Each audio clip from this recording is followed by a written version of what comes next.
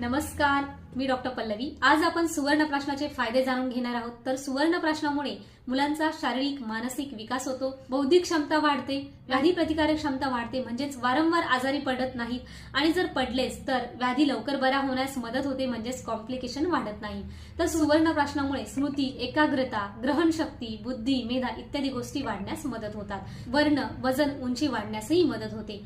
पचनशक्ती, अग्नी म्हणजेच भूक वाढण्यासही मदत होते। नवजात बालकांमध्ये जो दात येताना होणारा त्रास असतो तो तर कमी होतोच, सोबत हाडांमध्ये एक बळकटी निर्माण होते। ज्यांचे मूल हे बोबडे, तोत्रे बोलते म्हणजे शब्द हे स्पष्ट उच्चारण्यासही मदत होते।